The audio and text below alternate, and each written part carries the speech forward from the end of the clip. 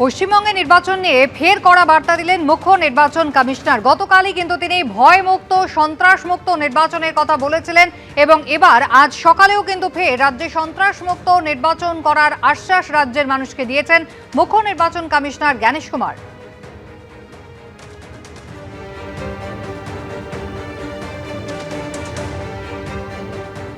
पूजनीय रामकृष्ण परमहंस देवों और स्वामी विवेकानंद जी की तपोभूमि बेलूर मठ पर आकर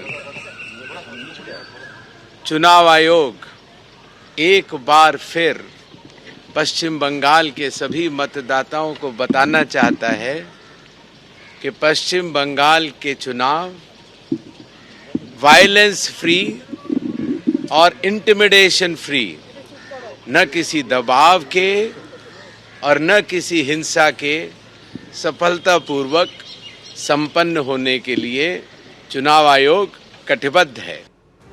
জাতীয় নির্বাচন কমিশনের ফুল বেঞ্চ রয়েছে শহরে, আপনারা জানেন, এবং গতকালও কিন্তু দফায় দফায় রাজনৈতিক দলগুলোর সঙ্গে তারা বৈঠক করেন এবং তারপরে পুলিশ প্রশাসনের সঙ্গেও কিন্তু বৈঠক হয় জাতীয় নির্বাচন কমিশনের এই ফুল বেঞ্চের, এবং সেখানেও কিন্তু একেবারে নির্বাচন কমিশনের পক্ষ থেকে ভয় ভীতিহীন সন্ত্রাসমুক্ত বোমাগুলির হানাহানি মুক্ত একটা নির্বাচনের আশ্বাস দেওয়া হয়। নির্বাচন কমিশন শান্তিপূর্ণ নির্বাচন করাতে বদ্ধপরিকর, এই বার্তা যেমন গতকালকের বৈঠকের পর দেওয়া হয়, আজ সকালেও মুখ্য নির্বাচন কমিশনার জ্ঞানেশ কুমার বেলুর মঠ এবং দক্ষিণেশ্বর মন্দিরে যাওয়ার পথে এই একই বার্তা কিন্তু রাজ্যবাসীকে ফের একবার দিলেন।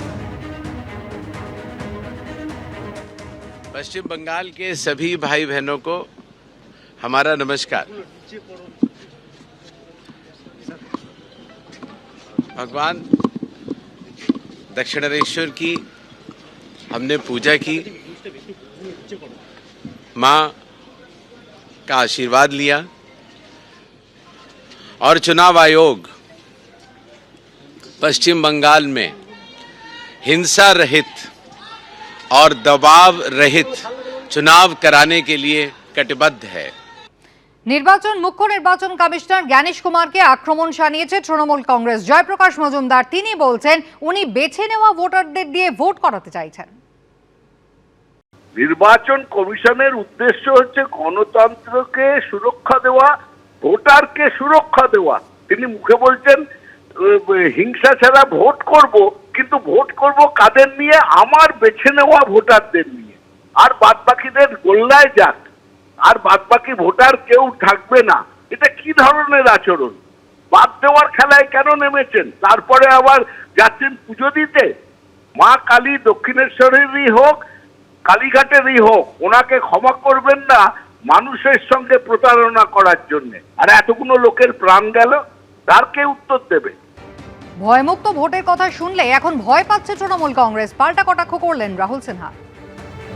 নির্বাচন কমিশন চায় ভয় মুক্ত নির্বাচন, তৃণমূল কংগ্রেস চায় ভয়যুক্ত নির্বাচন। বিষয় হচ্ছে বাংলার মানুষ যেটা চাইছে সেটাই নির্বাচন কমিশন করাতে চাইছে।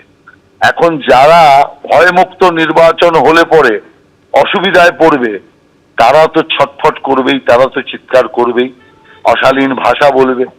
ইলেকশন কমিশনকে কালো পতাকা দেখানো, গো ব্যাক করানো, তৃণমূলের এই যে রাজনীতি, এই দেউলিয়া রাজনীতি বাংলার মানুষ কখনো স্বীকার করেনি, কখনো স্বীকার করবে না।